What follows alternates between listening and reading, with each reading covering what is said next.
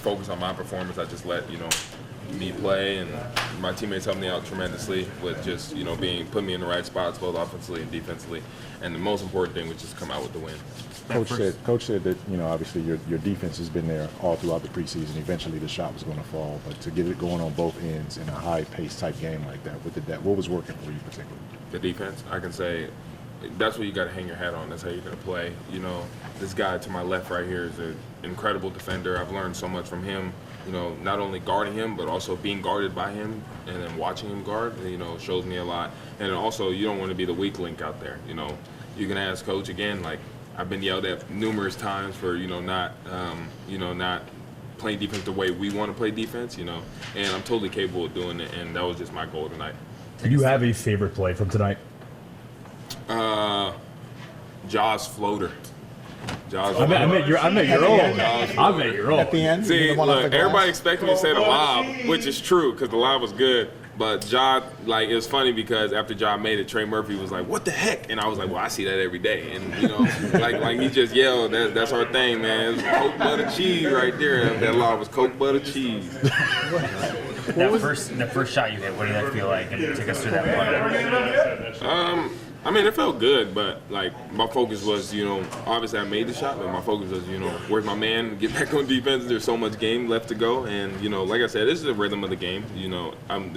You hit one shot, you're gonna miss some, but and then you're gonna hit plenty more. So it wasn't really like a super exciting feeling, but it felt good to see one go in. Was it fun? Did you have fun out there? Oh, absolutely.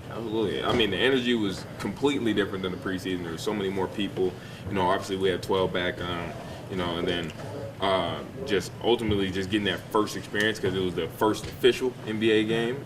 That was incredible. Kind of on that note, what is the difference in feeling and being in a tense, close game late in the regular season for real? Well, to be honest with you, you're more on edge. You're more on your toes because you don't want to be the one to make a mistake. You don't want your team to make mistakes at all, especially because any little thing can determine the outcome. We were up 7, then they tied it, and then we went up a little bit, and now it was just back and forth. Zion had a heck of a stretch keeping them within 2 points the whole end of the game, but we ended up pulling it out. The one play in particular that Coach pointed out was when you came over and sort of walled up on Zion at the end and then dove on the loose ball. What goes through your head in a situation like that? That's one of the more powerful players going to the rim, and you stopped him. Well, do what I can to help win. He been getting to the basket all game. He's almost impossible to stop getting to the basket. And for me, I think the best thing is to just try to make the shot as tough as possible.